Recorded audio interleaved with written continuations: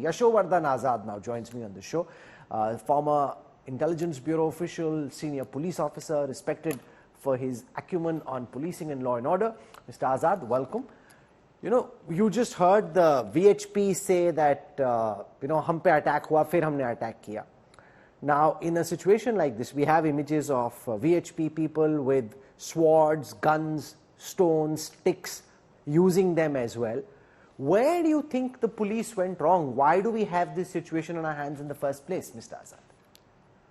Well, Rahul, I think there are glaring gaps in district administration moves on this point.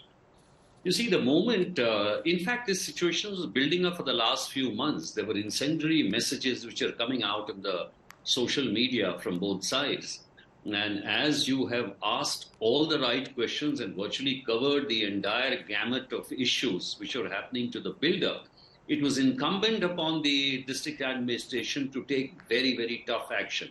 Number one, when Bholu Manesar and his friend Bittu, when he was sending messages on the social media that he's going to participate, this was a kind of an incendiary message because, mind you, he's wanted in a double murder in Rajasthan. So the first action which should have been done by the district administration is to make a wide search and get him hauled up and hand him over to the Rajasthan police. Number two, the VHP should have been responsible enough to say that this Yatra, which is a religious Yatra, cannot have criminals who are already against whom Rajasthan police is always on the lookout. And number three, if the VHP did not make an announcement like that, then the district administration should have told the Yatra organizers that you cannot have criminals in a Yatra like this, and then assured the people of Nuh that we are making all the efforts to arrest this guy, so you will not precipitate any action. Mind you, Rahul, before any Yatra which takes place, we have a meeting. You have a meeting with the Yatra organizers and tell them that this is the route, number one. We finalize the route. Number two, we tell them no arms will be carried. Number three, there will be no threatening postures. And number four, there will be no actions which are against any kind of rules and norms on the law and order front. I don't know what was done on this count.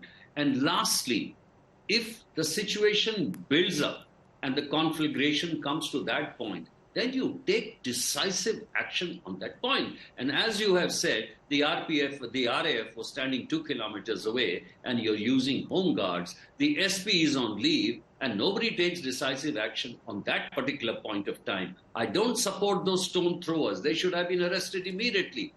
But the point is the situation had gone beyond repair. At that point, nobody took a decisive action. And once the conflagration took place, the cyclical reaction started taking place in other places. This is very unfortunate. We have Dr. Ajay Kumar with us here, of course, is here as a Congress spokesperson, but many of our viewers would recall he was earlier a crack police officer as well in his past avatar. And you've dealt with these kind of situations, Dr. Kumar. I've just heard from the Home Minister of Haryana, he's now ordered a probe basis our investigation. But where do you think they really went wrong? Because now we're seeing this vicious back and forth. Unhone patthar pheka, humne goli chalai, humne sword chalai, phir unhone mortar pheka. It's very, very confusing to deconstruct who's really to blame when both sides are having a go at each other. So Rahul, I think it's, first of all, I was hearing Yashovardhanji speaking and I concur with him wholly. Couple of things. One is that, whenever there's any criminal, whenever there is a riot situation, the indicators of riots or the volatile law and order situation are available weeks ahead. Whether it is abuse of social media is one aspect, some small fires being set up, some guys being beaten up and all, and that's the normal indicators. But we need to look at what is happening, whether it's the RPF constable killing, whether it is what is happening in the social media, is that everybody wants to push this country to the edge.